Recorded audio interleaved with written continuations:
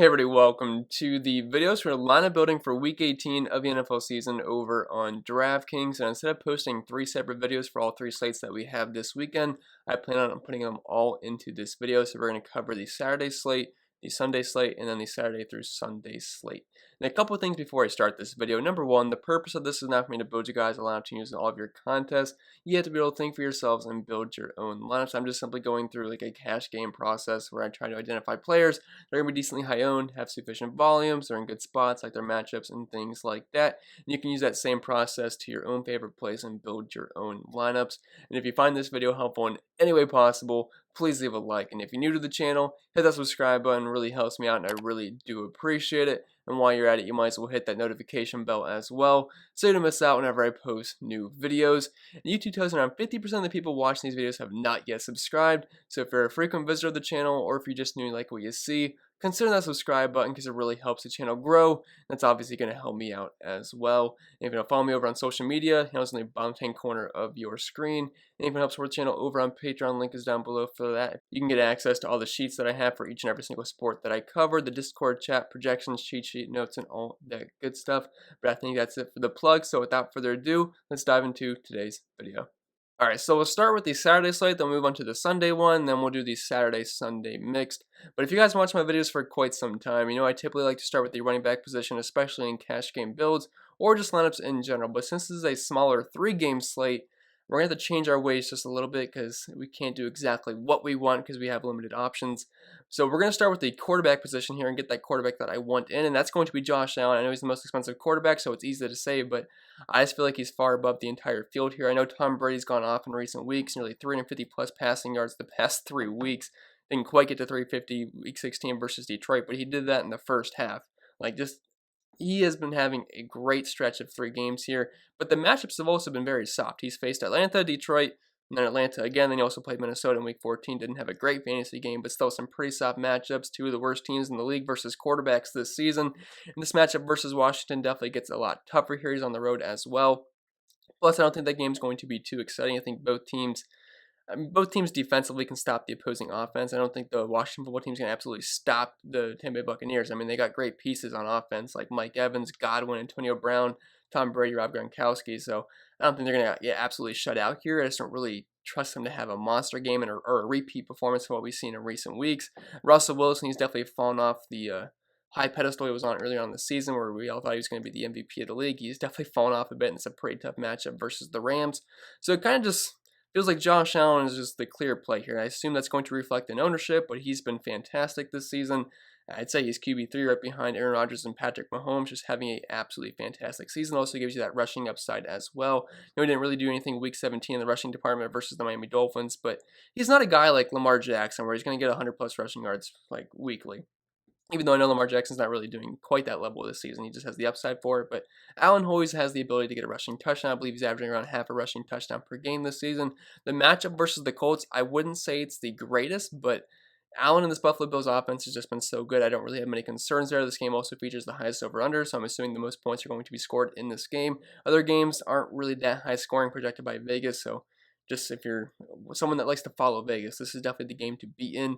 The Bills also have the highest implied team on the slate, just south of 30 points. So I'm just going to plug in Josh Allen here and move on. If we're playing Josh Allen, it would make sense to want to pair him up with his wide receiver 1, and that's obviously STEFON Diggs here, just below $8,000. He is currently listed as questionable, but he's gotten some limited practices, and I can't imagine he's going to miss the first playoff game. So assuming he's good to go, he's going to be the second guy we're going to plug in, and I think most of my lineups on this slate are just going to feature Josh Allen and STEFON Diggs. If they happen to bust, whatever, but if you're playing cash games, these guys are just going to be so high owned, it's probably not going to matter anyway. Just going to, the other guys that are a little bit lower owned, but STEFON Diggs has just been so consistent this season. He's not had one game below double-digit points.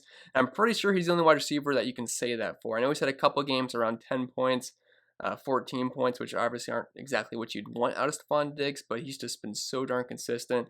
About a 30% target share this season, closer to a 35-40% market share of the team's air yards, nearly double-digit targets each and every single week. So I know the matchup isn't great versus the Colts. I believe they're kind of mid-pack versus wide receivers, and they're pretty good DVOA-wise versus the pass, but it's been pretty hard to stop STEFON Diggs this season. There's other weapons as well that they have to worry about, so definitely in on here. I know it's a pretty expensive stack, and It's obviously the most expensive stack you can make on this slate, but I almost feel like it's necessary, especially in a cash game format. So to start this lineup, we have Allen and Diggs. So we're definitely going to have to find some value elsewhere. Now, we could go several ways here. We could start knocking down wide receivers and see what running backs are left, or we could start working on running backs. And I don't want to just get stuck with some random running backs like like a Jordan Wilkins or Zach Moss or Leonard Fournette. I don't want to play those guys in cash games. So I want to make sure at least I get some guys that I absolutely want in. Now, the first guy I'm going to plug in, it's going to be Cam Akers here at $5,100. And it's not because I absolutely love the matchup here versus Seattle, or I just think he's like the best projection play. But on a point per dollar basis, I actually do think Cam Akers could be the best play in that regard, because he's only $5,100. The guy's a talented running back. It looks like the Rams might be getting Jared Goff back, which is a boost for the offense overall. And we were very concerned about what his playing time was going to be last week, because it didn't even look like he was going to play early on. Then he got marked a game time decision, and I would thought if he got listed that he was going to play, I didn't think he was going to be really that involved. But he still had over 20 carries in that game. Now he's very, very inefficient. He had 1.6 yards per carry for only 35 rushing yards. Still had 4 targets, so we're talking close to, not close, actually 25 opportunities there. Had 52 receiving yards as well. And if he's going to get similar volume here, I know the matchup isn't great versus Seattle. They've been much worse versus the pass than they have versus the run this season. But that kind of opportunity at that cheap a price point for a talented running back, I mean, I think that's just way too cheap. And he's going to be the first running back I plug in here. Not expecting him to get like 30 plus points out here, but I think he can get the job done here at only $5,100. Then after that, we could either go with an RB2, or we could start knocking down some more wide receivers. And really, just to make sure I don't get stuck with a running back that I don't want, I think we'll try to find another running back. So I think we could go several ways here. If you want to spend all the way up for Jonathan Taylor, I think that's fine, although I do have some concerns paying nearly $8,000 for him in a game that I think the Colts could be trailing. I actually think this could be more of a Nyheim Hines game at $4,700. I do think he's a pretty interesting tournament play. Not sure if I'd get there in cash games, but I actually do think he's a really strong, I'm not sure if he's a sneaky play, but I do think he's a pretty strong tournament option on the slate. Same with J.D. McKissick. I feel like they're very similar plays here, because I assume both Jonathan Taylor and Antonio Gibson will have more ownership than their counterparts in McKissick and Hines here. But assuming those guys are both trailing, and according to Vegas, they're both projected to be trailing in their games, the pass-catching backs could definitely be better point per dollar options rather than the main rushing backs on their teams. But what I'm going to do here is, I think Chris Carson at $5,900 is a pretty solid play, because we know he's a 3-down back. He's below $6,000. It's kind of similar to Cam Akers here. I don't absolutely love the matchup here versus the Rams, and I don't love the matchup versus the Seahawks for Cam Akers, but if a guy can get me 15 to 20 touches and throw in some targets in there as well, I mean, I think he can pay off his price point. I feel like he's a bit cheap. The Seahawks are, I believe, 3-point favorites now versus the Rams, and they're playing at home. I really like the Seahawks defense. So I think it would make sense correlation-wise. So Chris Carson, assuming we can get anywhere from, I'd say, 15 to 20 touches, get a couple of targets in there. I don't think he's a bad projection play at this point per dollar wise, because I feel like he might be a bit too cheap. And if we're going to play Chris Carson, I think it makes sense just to pair him up with the defense. And I feel like everyone's playing the Seahawks defense. They're just too cheap.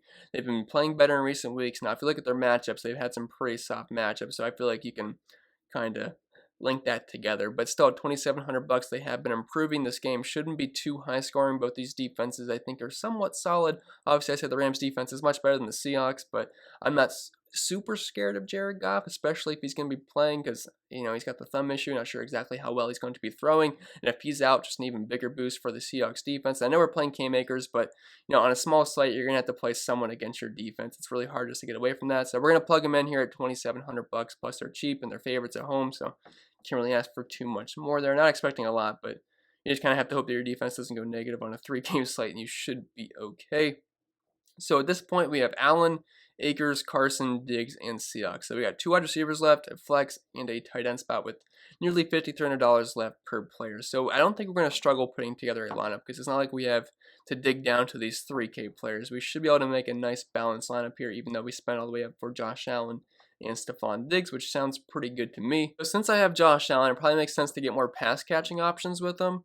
So one of my favorite plays on the slate, it's going to be John Brown here at $4,700. Now, if Cole Beasley plays, it's obviously going to be a little bit of a hit to John Brown, but Cole Beasley is still more of a possession wide receiver, and John Brown's more of a down the field threat. So even if Cole Beasley plays, I still could play John Brown. I just heard of him a little bit, but $4,700, a guy that's pretty involved in the offense, should play the majority of the snaps. Past three games he played. I was gonna say past 3 weeks, but he's certainly been on and off the field. But the past 3 games he's played, he's had 4, 8, 11 targets, 17, 13, and 17 points. If we can get similar production at only $4,700, I definitely like that quite a bit. And if the defense try to keys in on STEFON Diggs, John Brown should definitely have some softer coverage. And if Cole Beasley happens to be out, we should get an uptick in usage as well. And if Beasley is out, it'd be a nice upgrade for Gabriel Davis and Isaiah McKenzie as well. And they are very cheap. Gabriel Davis is only $4,000. And Isaiah McKenzie is coming off that monster game where he had 3 touchdowns, I believe, in the first half, and he's only $3,300, almost the bare minimum.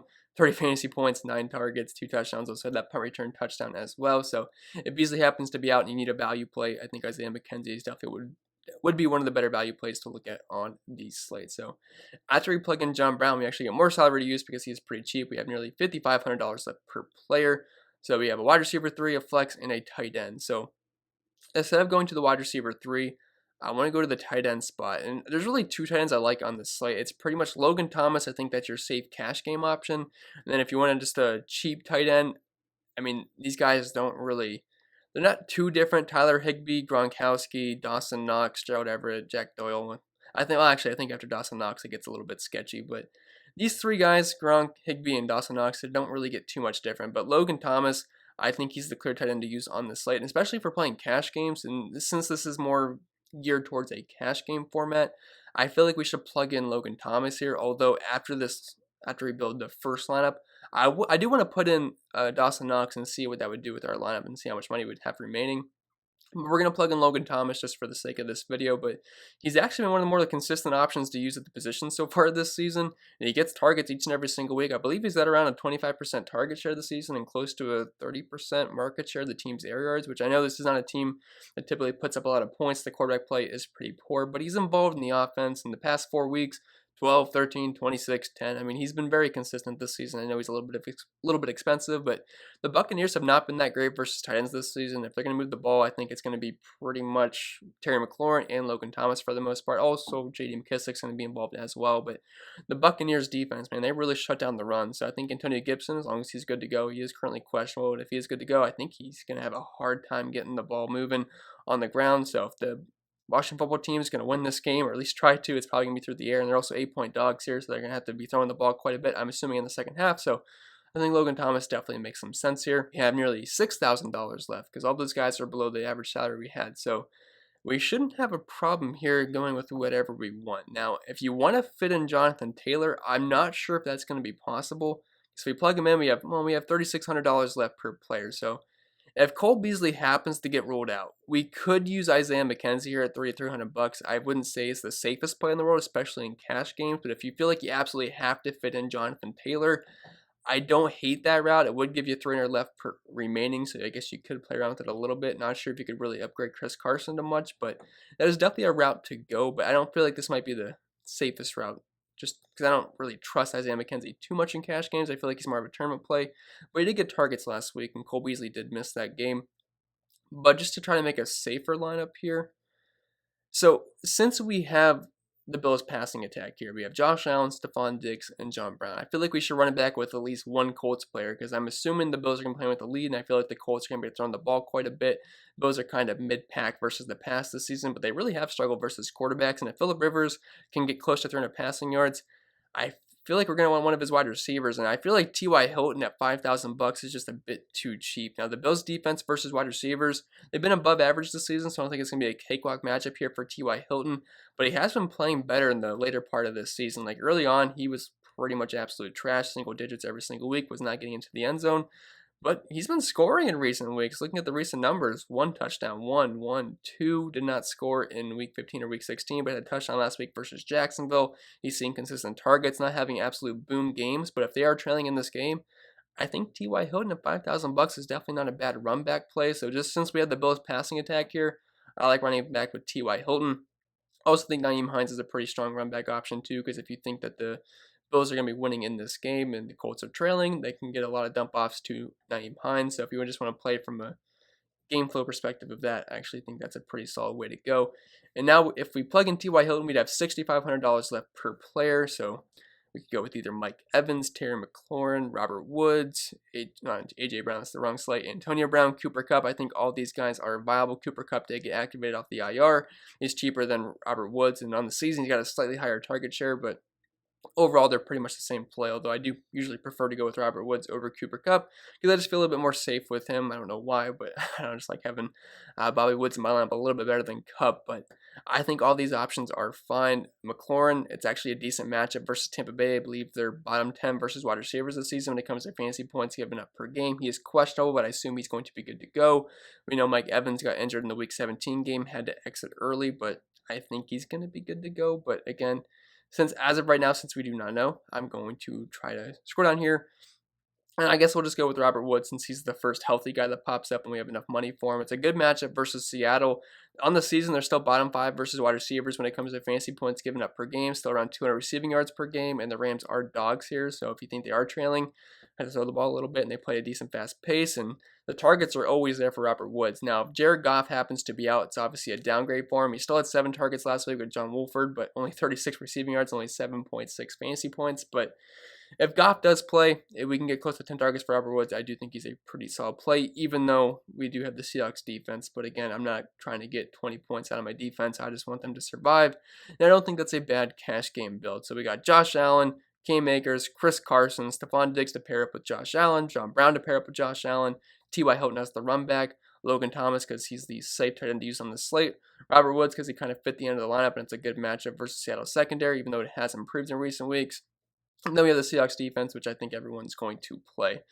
Now, if you want to go with the Jonathan Taylor route and you don't want to have to go with the Isaiah McKenzie, I think we could try taking out Chris Carson and we'll plug in Jonathan Taylor there and we'll have to see what we have to play around with. So if we do that now, we're nearly $2,000 over budget. So we'd obviously have to drop Robert Woods, but we'd have $4,500 left.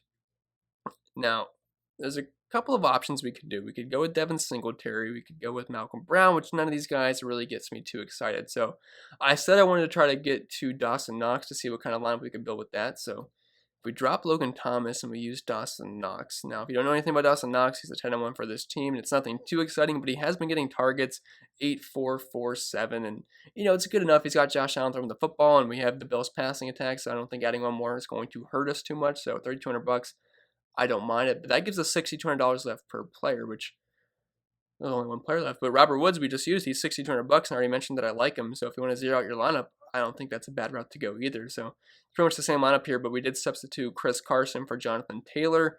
Then we took out Logan Thomas for Dawson Knox, and then Robert Woods stayed the same. But I think both those lineups are pretty solid.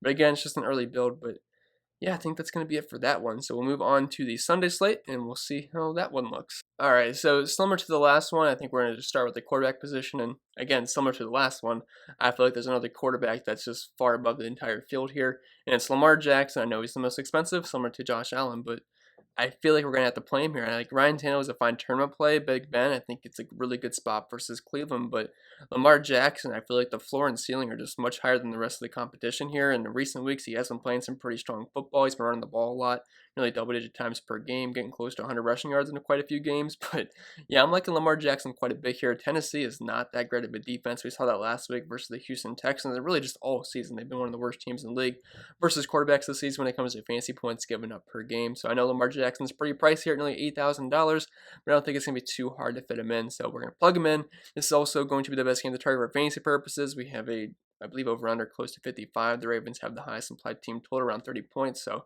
yeah, I can definitely buy in on Lamar Jackson here. This should be a back and forth game, and I'm expecting a pretty strong game from Lamar Jackson. I would not be surprised if he can get you close to 100 yards rushing on the ground, hopefully get into the end zone on the ground. Now, he doesn't really do too much in the passing game. He's averaging, I believe, 180 passing yards per game, which is obviously very, very low. But when you can run the ball like Lamar Jackson, the floor and ceiling are just really, really high. And if we can get like 200 passing yards, 2 to 3 touchdowns, and do some damage on the ground, should be able to pay off that pretty expensive price tag of nearly $8,000. So we're going to plug him in.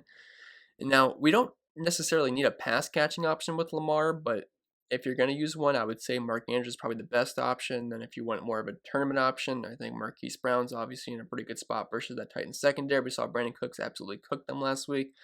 But I'm not going to just start trying to get pass catching options like I did with Josh Allen, because Lamar Jackson, he's certainly a quarterback that you can play naked. If we get one later on in the video, that's fine, but I'm not going to really go out of my way to do that. But as for the running backs, I think we can start working on those guys first. So I feel like we have a pretty tough situation here because I don't think you're going to be able to fit in Derrick Henry and Alvin Kamara. Because if we plug both of these guys in, we only have $4,000 left per player, which I guess is doable, but we're gonna have to use a lot of scrubs, which I don't feel that great about. So I feel like you're gonna have to make a decision between either Alvin Kamara or Derrick Henry this week. Personally, I am going to lean towards the Alvin Kamara route just because he catches way more passes than Derrick Henry. On the season, Derrick Henry is lucky to get a target or two a game. I mean, on the season, 1.5 targets per game. He's just not that involved in the passing game. And they're also dogs here, so if the Ravens get to a big lead, we could see a game where Derrick Henry just doesn't really put up a monster game like he did last week versus Houston. Didn't really do that great versus Green Bay. They did fall behind in that one. Still had nearly 100 rushing yards, which I would not be surprised if he still gets you 100 rushing yards if they do fall behind, but didn't get to the end zone. And we saw in a similar game to Cleveland in Week 13 where the Browns got to a monster lead. I know the final box score made it look like it was a close game, but it was mostly just in garbage time where the Titans came back a little bit and that Browns defense just kept giving up points. But they were down about 30 points in that game early on. And Derrick Henry, 15 carries, 60 yards. That's not going to get the job done. Even in a game where they were trailing, he still only had one target in that game. So if you think the Titans are going to be trailing in this game, I mean, Derrick Henry's a pretty strong fake candidate. Not saying I don't like him. I like him quite a bit. And if I could play both Derrick Henry and Alvin Kamara, I would love to do that. But I feel like we're going to have to pick between the two.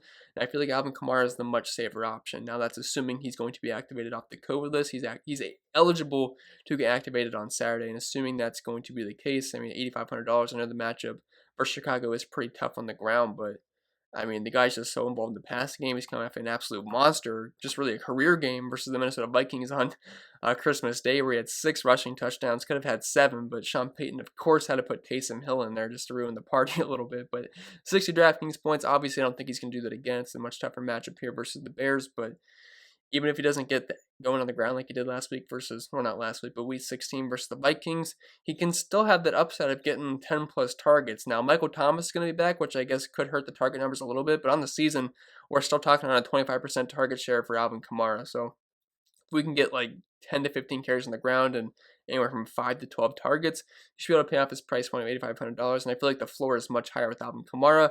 Both Henry and Kamara probably have similar ceilings, but I think the floor is just a bit safer with Kamara. And since this is a cash game build, I think it just makes more sense to plug in Alvin Kamara. Plus, they have a team total close to 30 in this one, even despite the tougher matchup versus the Bears. They're also playing at home, so I think a lot of things make sense here for Alvin Kamara. And then after that, I'm not loving any of these RB2 options. Like Henry, Kamara, yeah, those are obvious options. And I wouldn't really count Dave Montgomery as an RB2, although I guess he kind of slides in as RB2. It's just, he's a bit expensive, close to $7,000. He's been balling out, but this is a very tough matchup versus the Saints. They've been shut down versus running backs for a couple of seasons now, so I'm not overly confident. They're also 10-point dogs, and I was involved in the passing game. I believe he had 9 targets last week. I'm not saying that can't happen again, but I feel like it's unlikely to get close to double-digit targets once again for David Montgomery. But if he fits at the end, or not really at the end, but if he fits in the midway point, I have no issues with plugging him in because I feel like he's pretty safe with the volume he's been getting. He's really the only running back in that backfield. But as of right now, since I'm not overly confident in any of these guys, like Chubb, yeah, he's one of the best running backs in football, but it's a tough matchup versus Pittsburgh. The Browns are, without Joel Bitonio, one of the best offensive guards in the league.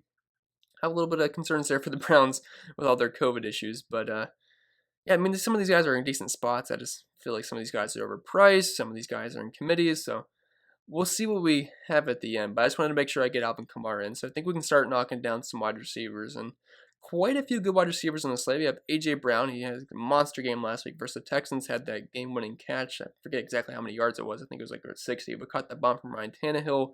Allen Robinson's one of the better wide receivers in football. He's questionable, but I'm assuming he's going to be good to go. But Michael Thomas, so he's only $6,300, and I honestly feel like he should be the most expensive wide receiver on the slate. He's been on the IR, but he's been getting ramped back up in practice, and the assumption is that he's going to be activated for this game. If that's the case, he is way too cheap. Like, he is almost in the $5,000 range, and that's just insane to me for Michael Thomas. I know matchup overall is pretty tough versus the Bears, but I mean, he's definitely a focal point in this offense. He's the obvious option for Drew Brees, and he's just way too cheap. So assuming he's going to be activated, I am going to plug him in here, and I feel pretty darn good about that. So if we do that, we have the 2 studs on the Saints here. They have a team total close to 30, so I have no issues with that at all, even though it's a tougher defense on the Chicago Bears. But kind of our studs to this lineup. So we have Lamar Jackson, Alvin Kamara, and Michael Thomas, and I feel pretty good about that to start our lineup. Now we're going to have to find some more value options because we only have $4,500 left per player. But you throw in a tight end, defense, wide receiver 2 and 3. I don't think it's going to be that hard. But I think we should just start knocking down some more wide receivers. And actually, right below Michael Thomas, we had Deontay Johnson at $6,200. And I like all the Steelers wide receivers here. That Cleveland Browns secondary has been pretty awful this season. They've been very bad versus wide receivers. And Denzel Ward's still on the COVID list. I'm not sure if he's going to be activated or not. I have not seen any news on that. I've been trying to scrape the internet for it, but the Browns beat writers are just not really doing that great of a job of releasing that information. But we know the entire Browns team is dealing with COVID outbreaks, so they're missing quite a few people in their defense. And if Ward happens to be out, it should be very, very easy pickings for the Steelers wide receivers. Even when Ward's in, it's still secondary. They just go away from Denzel Ward and they can still eat. But if he's out, it's obviously a big blow to that team. And Deontay Johnson, he's the wide receiver I want on this team. So if I can afford him, I'm going to plug him in. Now, if we have to drop from him to a guy like Claypool or Juju after the end of this video, if I'm like a couple $100 short, once I actually put the entire thing together, I don't hate dropping down from him, but we're going to exclude last week because, Mason Rudolph and Hobbs got in at quarterback. But in the games with Big Ben, we were talking pretty much double-digit targets every single week, closer to a 25-30% target share. I know he's had some issues with drops this season, but he's been pretty consistent overall. The volume's going to be there. It's a good matchup versus the Browns, so we'll plug him in as our wide receiver 2 right behind Michael Thomas. And I think it's kind of crazy that Michael Thomas is only $100 more than Deontay Johnson. I know he hasn't really played this season too much. I mean, he's been on the field, but I mean, that's just an absolute steal for Michael Thomas. But at this point, we have $4,200 left per player. So you got to keep in mind we need a running back. So we can't go too crazy here because if we plug in a guy like A.J. Brown, we're talking $3,500 left per player, and I'm not going to get a running back that I like around that $4,000 range. So we obviously can't go that route, so we're going to need a cheaper option. But I do want pieces from that Baltimore-Tennessee game, and if I can't afford A.J. Brown, I can't afford Derrick Henry. I want someone on the Titans because the Titans are still going to put up points. I know the matchup versus the Ravens is tougher. They got a pretty strong defense, but they're not going to just not score points here and not move the ball. And if the defense just kind of keys in on Derrick Henry and A.J. Brown, Corey Davis could be the benefactor here. And at $4,800, I feel like he's just a bit too cheap. He's a talented wide receiver. He's involved every single week. We're talking around 7.5, 7 targets per game this season.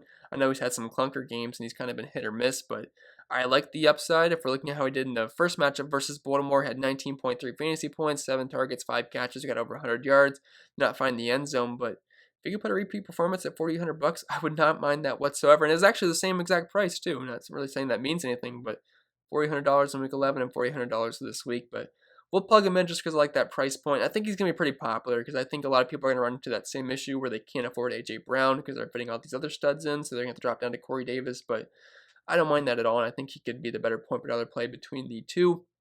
So now we have $4,100 left per player. So we could either go with the defense, tight end, or the running back position. But, just for the sake of this lineup, since we have Lamar Jackson, let's move on to the tight end position and just pair him up with Mark Andrews. I know you don't have to pair a pass catching option with Lamar Jackson because he's just fine like naked, but if we want to pair up anybody with him, Mark Andrews is the more consistent option. The targets are there every single week for him. He actually gets targeted down the field, so he's got a bit of upside. He's not just a guy that's getting that. If he doesn't catch a touchdown, he's a bust because he can still get you close to 7,500 receiving yards and still be able to pay off his price point. So we're going to plug him in. It's also a pretty soft matchup overall versus Tennessee Titans. So that means we have $3,700 left per player. We have a running back, a flex, and a defense. And now we might have to drop down from Mark Andrews because we're going to just have to go really cheap at defense. But the problem is the cheap defenses are the Browns and the Titans. And that Titans defense has been absolutely brutal, but they are cheap. I feel that they're going to be pretty high owned. And looking at some ownership projections, it looks like the Titans defense might be the highest owned defense if you can't get all the way up to the Saints. I mean, obviously the Saints, they're the option you want to use, or the Pittsburgh Steelers. But if I plug the Saints in, we're talking $3,700 left per player, and I'd have to go with like a 3K wide receiver, and even then we'd have, I still believe, less than $5,000 for a running back, which I don't feel that comfortable about. I mean, there's some running backs that are viable down there, but if we're kind of building more towards a cash game, I don't think we can really go with that. So if we just plug in the cheapest defense, they're playing at home at least. I guess that's the one upside there, although I do have the quarterback and tight end against them, but again, we can't get too picky on a 3-game slate, and it's whatever. I really don't think the defense is going to make or break this slate. So we'll plug in the cheapest defense. If you don't like that, obviously you can play around with it. Drop Mark Andrews to maybe a guy like, we could go Jonnu Smith at $3,200. That obviously open up your lineup a little bit more. Eric Ebron did get ruled out, so you obviously can't go with him. But Austin Hooper, even Jimmy Graham or Cole Kmet are viable, but I don't love that. Jared Cook as well, but with Michael Thomas being back and Alvin Kamara, that definitely hurts his value. So we'll just roll with the cheap defense, and that gives us $4,500 left per player. So if I go with an RB here, because I want to make sure I don't get stuck with like a Benny Snell or something in cash games. So, oh, we can't afford David Montgomery, I don't think, because we have $9,000 left. We plug him in, that's $2,100, and the cheapest we could go would be a backup tight end at $2,500. So that's obviously not going to work.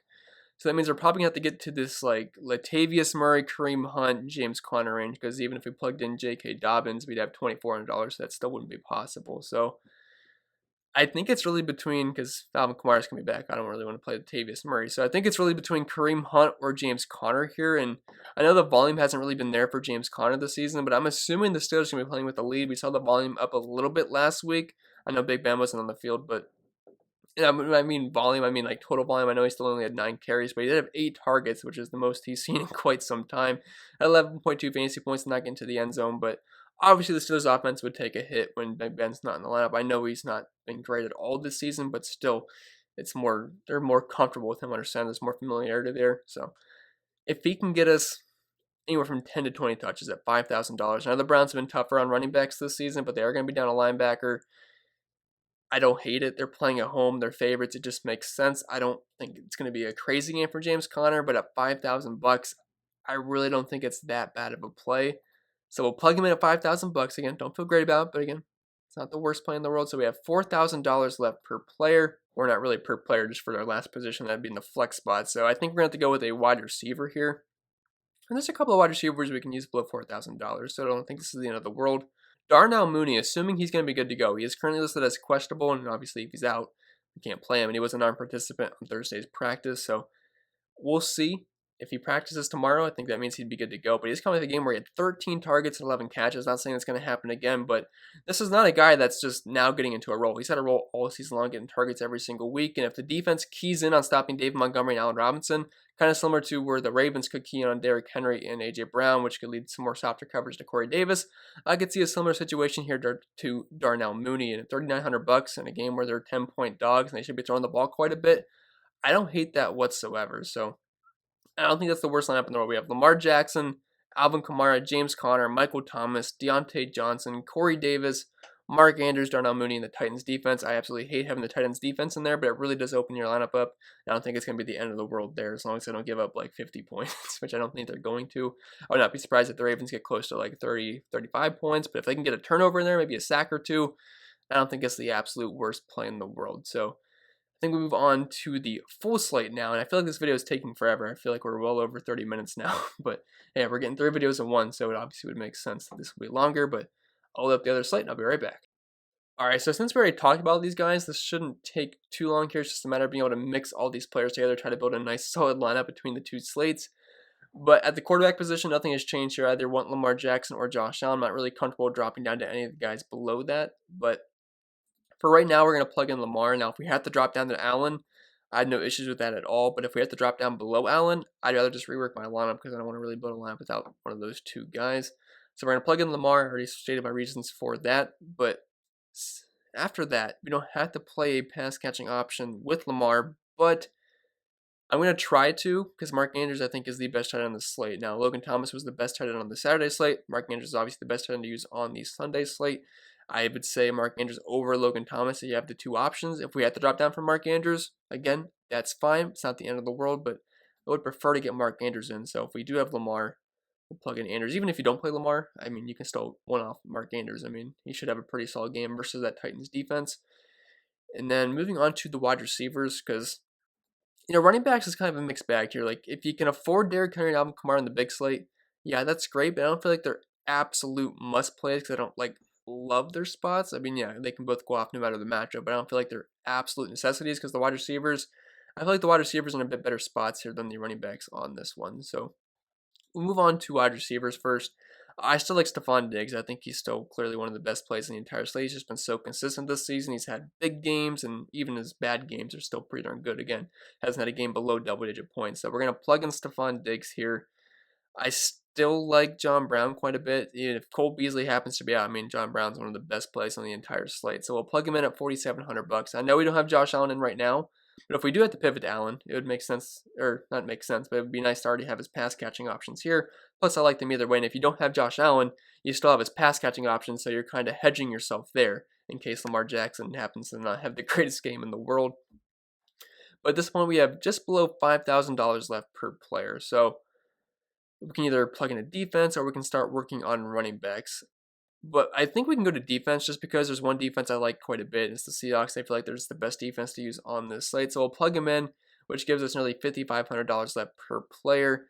So we got a wide receiver, 2 running backs, and a flex spot. So let's just get a couple running backs in because, again, I don't want to get stuck with a running back that I want to use like a Jones or a Williams or a Yeldon because you just can't really play those guys. So, well, in my Saturday slate video, I said that Cam Akers, I think, is one of the best plays on the Saturday slate at the running back position. I think overall, he's still one of the better plays because of that price point and the potential volume that he could get out of the matchup versus Seattle. The defense that we just plugged in isn't great on the ground, but in terms of fantasy points given up per game to the position, I believe they're close to bottom 10 in the league. So even though they've been tough DVOA-wise, they're still getting up quite a bit of points to the running back position. And Cam Akers can catch balls. If we can get 20 plus touches at $5,100, I feel like that's a steal at that price point. So we'll plug him in, and that gives us $5,600 left per player. So we could either get a flex, a wide receiver, or a running back. But since we don't have Alvin Kamara, because if we plug in Kamara, I feel like it's going to put us a little bit too low in the total pool. We might have to get to like the Isaiah McKenzie's of the world, which I don't feel that great about that in cash games, especially if Cole Beasley happens to play. So I'll take the cheaper stud of the Saints here with Michael Thomas in that mid $6,000 range. I feel like he is just way too cheap at $6,400. So we'll plug him in. That gives us $5,200 left per player. Because if we use Alvin Kamara, that's probably going to put us like right at $4,000 or below it. Yeah, $4,150. So again, that doesn't give us much wiggle room there. So we'll plug in Michael Thomas because I really like that price point. I just think he's way too cheap. So we have an RB2 to work with and a flex spot. So we'll go with running back first. Again, I don't want to get stuck with some random running back. I still like Chris Carson, that price point, because the expected volume that he could have, the matchup versus the Rams isn't great, but it is easier to run the Rams than it is to pass on them, so I guess it would just make sense there. So $5,900 pairing him with the Seahawks defense. I think it's a decent correlation play, so we'd have $4,500 left per player, which I know we're just short guys like Corey Davis, which I was kind of hoping to be able to fit him in. So again, we might have to drop down to Josh Allen, but we'd have Fournette, Latavius Murray, Carlos Hyde, Gus Edwards. Don't really like any of these guys. Even Singletary, he's playable, but again, in cash games, I really don't like that at all. And Darnell Mooney, I mean, he's playable. We don't know if he's going to play yet. And again, I'd be leaving close to $600 left on the table, which again, you could just play around with that a little bit. But because if we wanted to play Corey Davis, I really like him quite a bit on this slate. $4,800 or $300 over, right?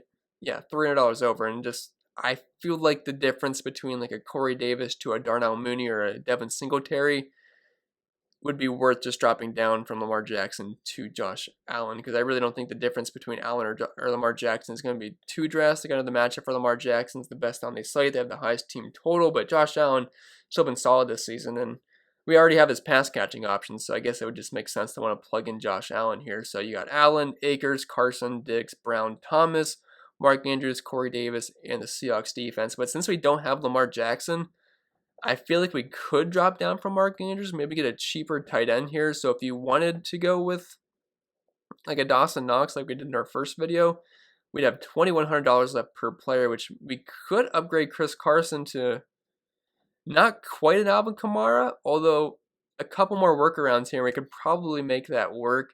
So if you wanted to go drop down from maybe a John Brown to a cheaper Bills wide receiver, or maybe you could just even get a Darnell Mooney, because Gabriel Davis is $4,000. If Cole Beasley happens to get ruled out, I think Davis would be a decent play. So I feel like the drop off from John Brown to Gabriel Davis isn't absolutely massive. Plus you get a guy in like Alvin Kamara. So there's a couple ways you can go, but I'm not going to play around with this too much. That can be up to you guys. But hope this video was helpful, and if it was, make sure to leave a like. And if you're new to the channel, hit that subscribe button. It really helps me out, and I really do appreciate it. Sorry this was such a long video, but it's kind of 3 videos meshed in one, so it's probably condensed more than it would be if I did make 3 videos. So sorry about that, but again, hope it was helpful. And if you want to follow me over on social media, the handle's in the bottom left-hand corner of your screen. If you want to help support the channel over on Patreon, link is down below for that, so you can get access to all the extra content that I put there each and every single day or each and every single week, depending on the sport.